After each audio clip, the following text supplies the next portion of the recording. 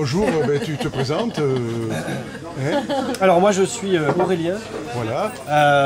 Voilà, j'ai fait un film sur les gilets jaunes qui s'appelle Il suffira d'un gilet, Ouais. qui est un film sur le mouvement, tourné entre décembre et avril 2018, décembre 2018 et avril 2019, et qui au départ est un film pour le mouvement, pour les gilets jaunes. Ouais. Voilà. Et on s'est rendu compte que ce film, les gilets jaunes se reconnaissaient assez bien dedans. Et donc, c'est pour ça que, voilà, c'est un film qui pour moi est réussi à ce niveau-là. C'est que les gilets jaunes, les premiers concernés, se reconnaissent dans le film. Comment tu as eu l'idée de vouloir faire ce film? Est-ce que c'est parce que tu es du coin? Qu'est-ce qui t'a inspiré à vouloir faire ce film? Alors à la base, donc c'était un film qui n'était pas prévu.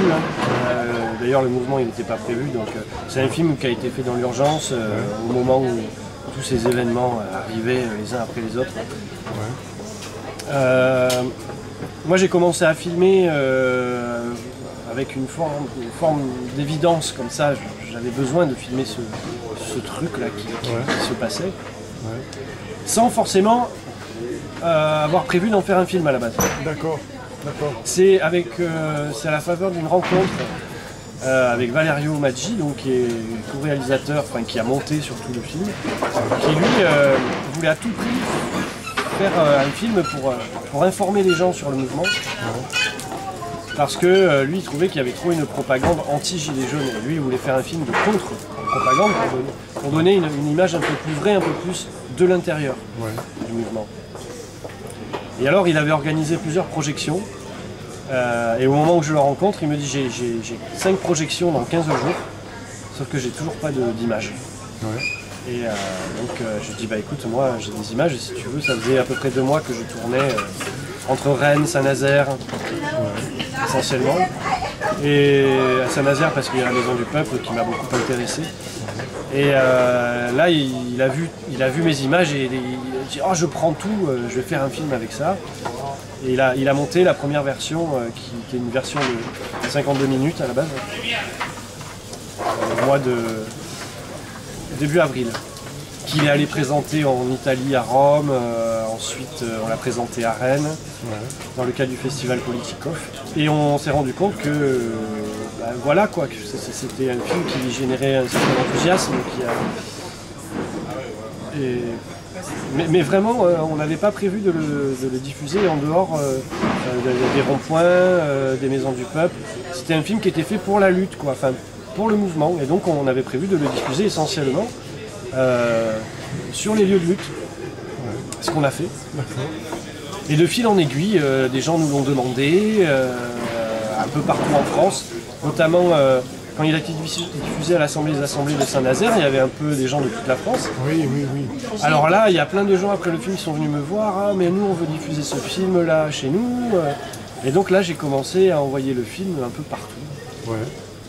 Et de fil en aiguille, ce film a fait son chemin. Donc là aujourd'hui on est au cinéma Utopia. Moi, j'aurais pas pensé qu'il passerait un jour dans un cinéma.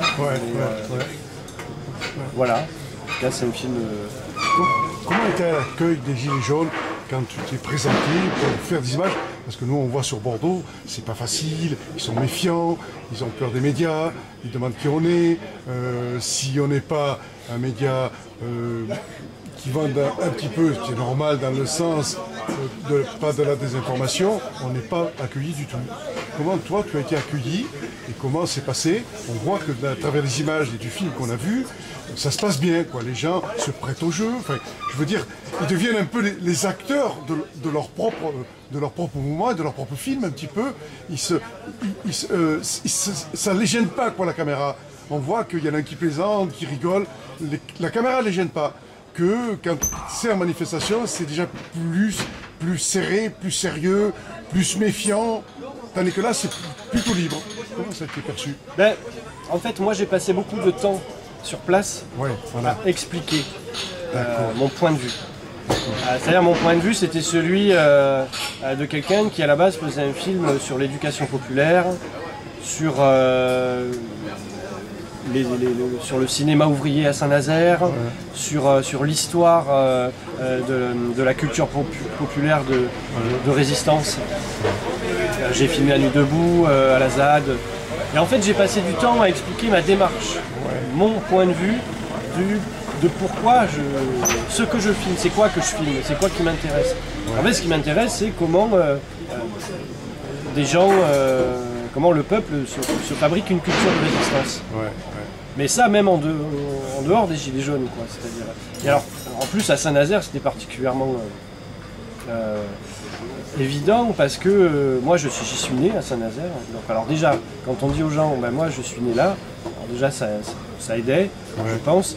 Et puis, je leur disais que mon père avait travaillé au Centre de culture populaire, qu'il avait fait des films avec les ouvriers à l'époque qui filmaient les grèves, leurs occupations. J'ai passé du temps à expliquer tout ça, quoi. Et au fur et à mesure, puis en fait c'est du temps. Au fur et à mesure, on a aussi parlé. J'ai pas fait que filmer. Moi, j'arrive jamais caméra au point comme ça. D'accord. Je prends le temps de parler avec les gens, de les rencontrer, de les visiter. Il y avait 3 ronds-points assez actifs. En dehors, en plus de la Maison du Peuple à Saint-Nazaire, j'ai passé du temps dans tous ces lieux à discuter avec les gens et à parler de moi aussi. En fait, la différence peut-être avec un journaliste lambda, c'est que le journaliste, il veut surtout que les gens parlent d'eux, sans forcément parler de lui, se livrer. Moi, je me livrais, moi. Je racontais mon histoire, je racontais pourquoi j'étais là. Et ça, à la fin, ça tisse un lien qui fait que les gens, ils ont l'impression que tu fais juste partie. Moi, ils me prenaient pour un média gilet jaune, en fait. D'accord. D'accord. D'ailleurs, ils m'ont confié la retransmission en direct de l'Assemblée des Assemblées à Saint-Nazaire. C'est moi qui gérais les caméras pour la retransmission en live. Enfin, j'étais investi, en plus de faire un film sur eux, j'étais de l'intérieur. D'accord. Voilà. Tu étais accepté par eux de l'intérieur. Voilà, j'étais embauché pour plein d'autres trucs. J'ai participé aux travaux, j'ai participé... C'est vrai que ce mouvement, j'ai mis un doigt dedans et puis ça m'a... Je me suis laissé complètement... Et je pense que j'avais plus tellement le recul qu'on doit avoir normalement, objectif du réalisateur. J'avoue que c'est pas comme ça que je travaille. Moi, je préfère être vraiment de l'intérieur et de vivre le truc avec les gens. Et d'ailleurs, je les revois, c'est des amis. D'accord. Oui, c'est aujourd'hui encore. D'accord. Donc ils ont dû voir le film et ils ont dû se retrouver dans ce film, quelque chose qui parlait d'eux et qu'aujourd'hui on arrivait à les montrer de ce mouvement qui a démarré et qui n'est pas prêt de s'arrêter. Ça, j'en suis tout à fait moi personnellement conscient. Ça me fait penser un petit peu, le mouvement des Gilets jaunes, je voudrais le dire, c'est que dans le truc arabe, c'est-à-dire le printemps arabe, en Tunisie, ils ont quand même viré Ben Ali. Ils ont réussi. Et je pense que les Gilets jaunes pourront virer Sarkozy, virer Macron. Ils ont viré Benalla. Oui, voilà, ils ont viré Benalla. Ils arriveront à virer Emmanuel Macron. Et je pense que rien ne pourra l'arrêter, ce mouvement. Il est parti. Et je crois que, à mon avis personnel, les syndicats seront obligés de suivre le mouvement. Sinon, ils seront à la charrette de ce mouvement qui a été mis en place. C'est vrai qu'il a eu du mal à démarrer. Nous le savions que ça allait péter. Nous savions que ça allait démarrer. Parce que moi, je suis déjà sur le terrain depuis plus de 20 ans, où je fais des reportages depuis 1994, où on a occupé les SACEDIC, les pôles emploi, où on se faisait virer par les CRS. Mais on levait les mains, on leur disait pas de violence. Et ça les gênait. Mais on sortait toujours et on récupérait notre ACDIC. C'est d'ailleurs parti de Bordeaux, où la prime de Noël qu'a donné Jospin, c'est parti de Bordeaux et ça fait toute la France. Mais on ne le dit pas, mais c'est parti de Bordeaux. Voilà, je te laisse continuer à prendre la parole. C'est vrai que... moi je pense que ce mouvement, effectivement, il a fait surtout et avant tout un gros travail d'éducation populaire. Moi je crois que c'est ça. C'est-à-dire, il a créé cette culture du peuple, par le peuple et pour le peuple, qui s'est fait là pour le coup en vrai. C'est-à-dire qu'il n'y avait pas de gens de l'extérieur, des sachants, qui venaient apporter le savoir au peuple pour essayer de les politiser. Non, ils se sont auto-politisés, ils se sont auto-cultivés, ils se sont auto-gérés sur les ronds-points, ils ont créé leurs propres assemblées, ils ont créé leurs propres règles d'échange, de débat. Ouais. Et ils ont créé leurs propres médias, ils ont créé leurs propres chansons, leurs propres symboles, leurs propres... Enfin, je veux dire, ce mouvement était d'une créativité incroyable, en fait, quand on y regarde. Moi, j'ai jamais vu autant d'automédias, vraiment. Il s'auto-référence, ce mouvement. Et ça, c'est l'éducation populaire pour moi. On parle du cinéma ouvrier à l'époque. À l'époque où les ouvriers, il fallait qu'ils prennent leur caméra et qu'ils filment leur propre mouvement. Mais les Gilets jaunes, ils ont refait ça puissance 10, quoi. Là, on y est. Donc voilà, moi je crois que c'est ça. Et peu importe alors, donc du coup, si ça devient structuré, si ça devient un syndicat du peuple, comme il y en a beaucoup qui disent, faudrait que les Gilets jaunes c'est un syndicat du peuple. Peu importe si ça devient des listes municipales, peu importe la forme structurelle que ça va prendre, ce mouvement a infusé de partout. Que ce soit, comme tu dis, dans les UL, les unions syndicales de base. Je pense que ce mouvement, il a radicalisé une bonne partie de la population, quoi. Il a foutu un coup de pied dans la fourmilière de plein de pratiques politiques, qu'elles soient d'extrême gauche, qu'elles soient... Enfin voilà...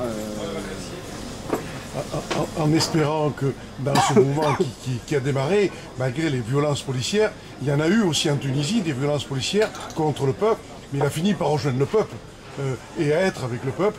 Est-ce que espérer que cette police arrivera à être pour le peuple et baisser leurs boucliers et se mettre, non pas pour frapper le peuple, mais faut espérer. Bon, j'y crois pas trop, mais bon. Ouais. L'espoir fait vivre. Alors, moi j'ai l'impression qu'en France, la police française, elle a une histoire particulière quand même. Ouais. Il y a une tradition du maintien de l'ordre en France. Enfin, je veux dire, le maintien de l'ordre français, c'est lui qui... Le maintien de l'ordre français, c'est lui qui apprend à tous les autres pays le maintien de l'ordre. Je veux dire, c'est de la France que ça part, le maintien de l'ordre. Par exemple, tu vois les canons à eau. Oui. Ils sont fabriqués, les canons à eau qu'on voit à Hong Kong. Oui. C'est les Français qui leur vendent. Ah d'accord. Eh oui. Les flashballs, tout ça c'est de la création française. Je veux dire, la police française, à l'époque même en amont, je veux dire, le maintien de l'ordre français a inspiré énormément d'États de partout dans le monde. C'est ce que voulait faire Michel Lemaré, envoyer la police française en Tunisie pour mater la rébellion, parce qu'ils avaient une méthode formidable. D'ailleurs, elle a été virée à la suite de ça, en pleine Assemblée nationale. Ça fait un tollé de voir que la police française irait en Tunisie pour mater les manifestants. C'est fou, quoi, de voir. Déjà, ils étaient préparés à cette situation. Et c'est vrai que ce mouvement qui a démarré, ils ne pensaient pas qu'il prendrait une telle ampleur. Ils ne pensaient pas. Moi, je pense... Non, moi je pense que la police française, vraiment, il y a une culture du maintien de l'ordre qui est très très ancrée, qui est ancestrale. Et moi je crois qu'il ne faut pas rêver, je crois que la police française c'est très particulier quand même. Elle a une histoire pas reluisante. Bon, on peut parler de la collaboration, on peut parler de 39-45, on peut parler les militaires aussi, enfin je veux dire l'Algérie aux Arès, le général aux Arès, il a quand même formé tous les gars de la CIA qui allaient fonder les dictatures un peu partout en Amérique du Sud, tout ça c'est la France quand même. C'est-à-dire, il y a vraiment une grosse tradition française de l'ordre et de la répression, quoi. Et je crois pas que ça peut s'évaporer comme ça. C'est clair.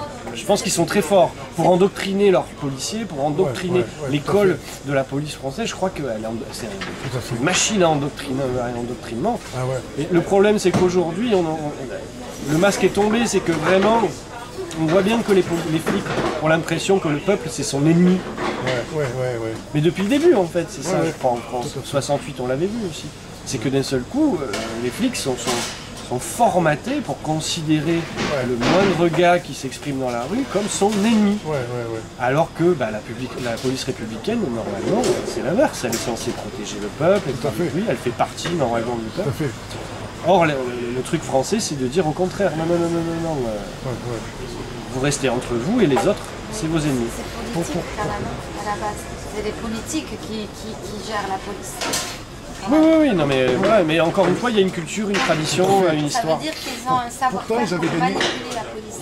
Ils avaient gagné quelque chose, les policiers, en 2015, quand il y a eu les attentats, tout le monde aimait la police. Là, c'est devenu l'inverse, tout le monde déteste la police. Voilà. Alors, puis la police, en fait, se sert bien aussi, notamment dernièrement, là, des manifestants, parce que j'ai filmé une séquence, là, c'était jeudi. Donc à Paris, la manifestation syndicale à Paris, qui partait de Montparnasse. Moi j'ai débarqué à Montparnasse. Donc hop, j'étais direct dans le bain, à midi, je suis la manif. Alors j'ai filmé une belle séquence devant la rotonde, la fameuse rotonde qui a flambé là. Elle flambait le lendemain. Et donc il y avait plein de CRS qui gardaient la rotonde, ce restaurant brasserie là, hyper huppé.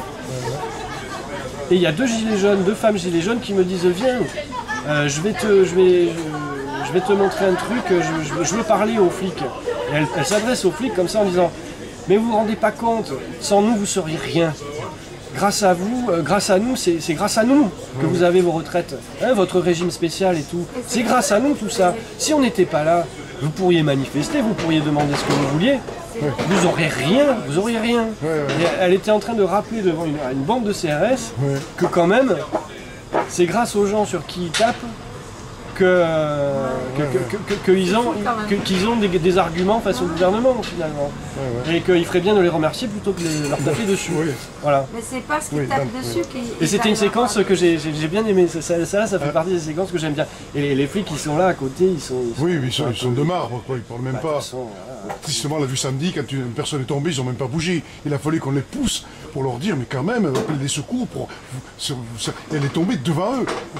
On a des images qu'on a filmées, mais c'est fou de voir cette police qui matraque et qui mutile et qui alors pour revenir au sujet du film que tu as réalisé, il est vrai que ce film-là, on pourra dire que comme un mai 68 restera dans l'histoire pour les générations futures, pour dire voilà les gens qui se sont battus pour justement qu'on n'ait pas des retraites comme ils voulaient nous le faire tomber.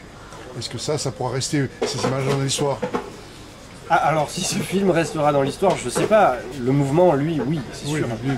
Alors comme le film parle de ce mouvement, je sais pas moi, je me rends pas bien compte en fait j'ai bien remarqué que ce film en fait il faisait sa vie tout seul. Voilà, alors quel est son avenir? D'accord. J'en sais rien, j'ai du mal. Il a quand même ouvert le débat. Ce film-là, il a ouvert la discussion, la parole, les gens discutent après. Alors ça c'est sûr que les débats sont toujours bien animés à la suite de ce film. Alors notamment, ce qui revient souvent, c'est la question de violence-non-violence, qui est présente, parce que bon, bien sûr on voit des barricades qui flambent, on voit des magasins qui sont cassés, on voit... Et alors souvent ça polarise ça, les spectateurs.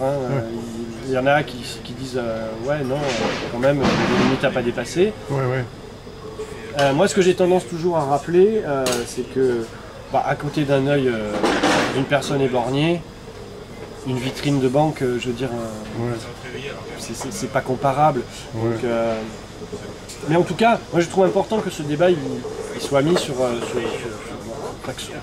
qu'on parle de ça. C'est quoi la violence en fait? La violence, est-ce que la violence contre les êtres humains, pour moi c'est ça la violence.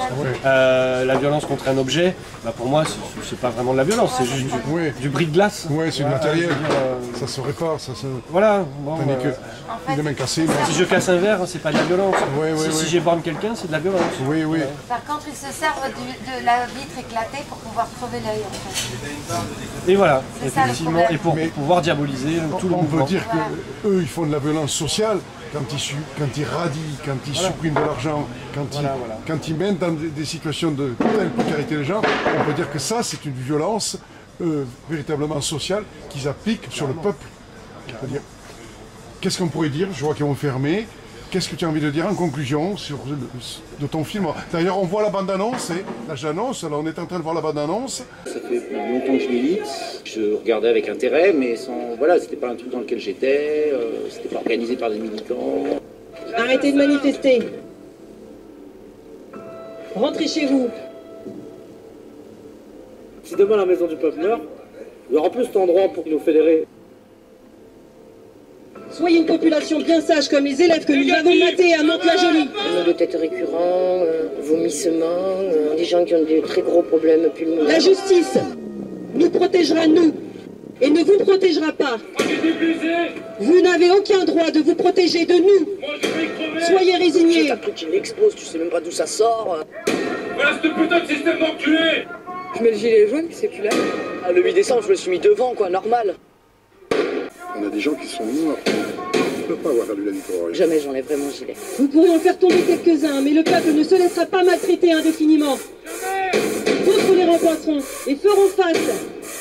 Et qui pourra, au vu de ces violences d'une extrême gravité, leur reprocher de le faire? Nous demandons aux Français, aux Françaises, ceux qui aiment ce pays, de se réveiller, de prendre conscience de ce qu'il se passe et de choisir s'ils vont rester spectateurs ou acteurs.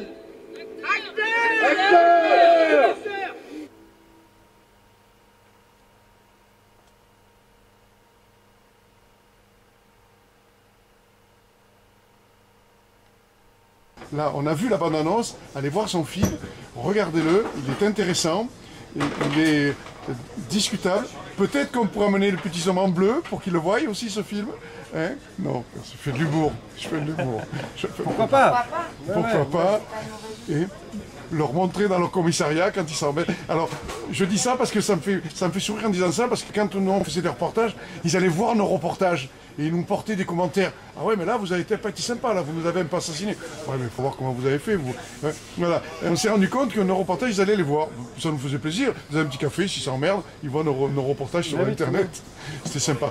Mais c'est vrai que ce film-là, moi, j'ai beaucoup aimé parce que il est ouvert, on voit que les gens sont spontanés, ils s'organisent, c'est tout le travail d'Elie Jaune que tu as montré en l'espace de... à travers ce film-là. Je crois que ça démontre bien que ce mouvement est en place, il n'est pas prêt de s'arrêter, et je crois que... Et puis les policiers s'en rendent compte parce qu'ils sont épuisés, ils arrivent tous les samedis, et ça fait quand même plus d'1 an que ça dure. Est-ce qu'ils vont pas finir par craquer? Ton sentiment. Comme dit une des chansons là d'Instinct, c'est un rappeur donc qui a composé plusieurs chansons, dont une qui passe dans le film. Ouais. Macron est comme une allumette, il est à 2 doigts de craquer. Ouais.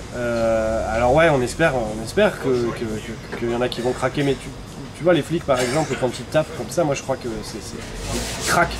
Ouais. C'est justement pour ça qu'ils tapent à ce point. C'est qu'en fait ils sont en train de démontrer qu'ils craquent. Ouais. Un gouvernement qui tient plus que sur la police, c'est un gouvernement qui est en train de craquer. Pour qu'on en arrive là, c'est que ça craque vraiment de partout. Ouais. Moi je crois que ce mouvement il a fait tomber les masques, il a fait tomber maintenant, même les journalistes ne parlent plus de néolibéralisme, tu vois. Comme avant, on prononçait le mot néolibéralisme, avant ça passait normal. Aujourd'hui, c'est connoté un peu négativement quand même. Il y a plein de choses dans les éléments de langage que les Gilets jaunes ils ont fait apparaître. Donc encore une fois, voilà, ils ont remis en question pas mal de choses. Moi, effectivement, ce que j'ai aimé avec ce film, c'est que donc on l'a fait spontanément, comme le mouvement.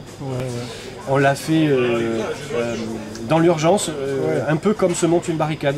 On allait là, il se passait quelque chose là, et on l'a fait comme un peu, j'ai l'impression, au rythme du mouvement, comme le mouvement.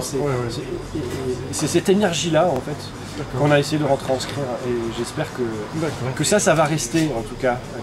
Que les gens, à travers ce film, verront que c'était un mouvement qui a été comme ça, une émergence hyper rapide et spontanée, et qui dure. Voilà. Est-ce que tu as un prochain film en vue Alors ouais, j'ai un prochain film qui s'appelle Les Tisseurs de colère.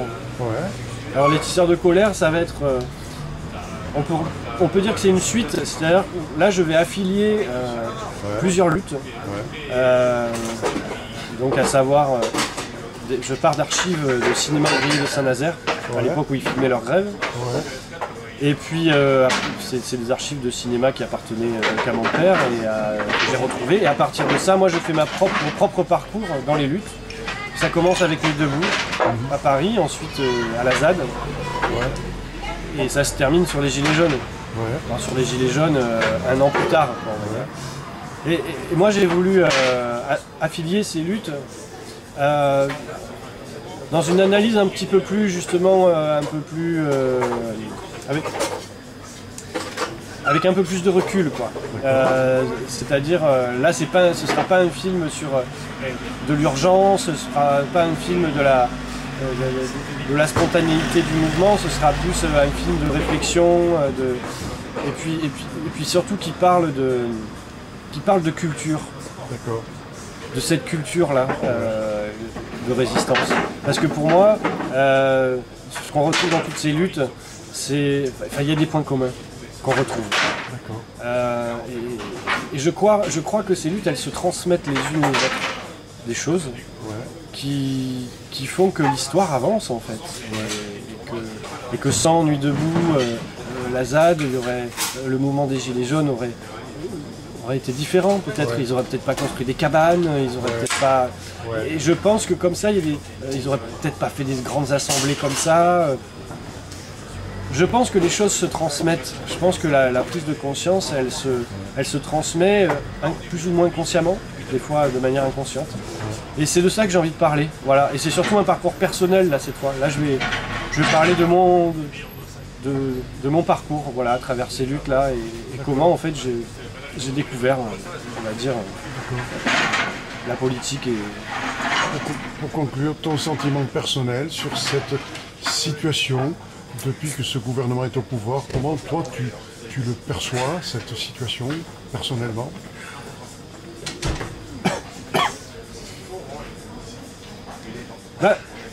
Moi je trouve que ce gouvernement, enfin les gouvernements depuis 2016 particulièrement, ils se radicalisent, clairement. C'est une forme de radicalité qui est profonde parce qu'on voit bien qu'elle dépasse les orientations partisanes. Ça peut être PS, ça peut être centre, ça peut être droite. C'est exactement le même chemin qu'ils prennent. Donc c'est une forme de radicalisation. Moi je crois qu'on est plus dans une démocrature que... Voilà, on est entré en démocrature, quoi. Autre chose, les Gilets jaunes, on voit bien qu'il y a une justice d'exception pour les Gilets jaunes. C'est-à-dire que vraiment, là, ça n'a rien à voir. Je veux dire, entre quelqu'un qui est bourré dans la rue et qui se fait arrêter par les flics et qui rabroue un flic, et la même personne qui fait la même chose avec un gilet jaune, la première aura peut-être un rappel à la loi, la deuxième va se prendre un enferme. Donc je pense que là, on est dans une instrumentalisation politique de la justice, de la police. Tout à fait. Des institutions qui sont censées être indépendantes et républicaines, elles deviennent politiques. Et ça, c'est-à-dire au service seulement du pouvoir. Oui, on voit avec Castaner qui a mis 135 € d'amende parce que vous étiez à une manifestation, des trucs insensés. Ben oui, et ça c'est plus démocratique en fait. Tout à fait. C'est de la démocratie. Voilà. Ça sera ton mot de la conclusion? Ouais, j'espère qu'on va... Voilà. Qu'il va falloir changer tout ça, quoi, c'est sûr. Merci beaucoup. On en prend le bon chemin. Merci beaucoup. Ton nom c'est déjà? Aurélien. Merci Aurélien. Merci pour ces précieuses informations, cette interview. Et puis on va mettre tout ça pour parler de ton film avec la bande-annonce. Merci beaucoup.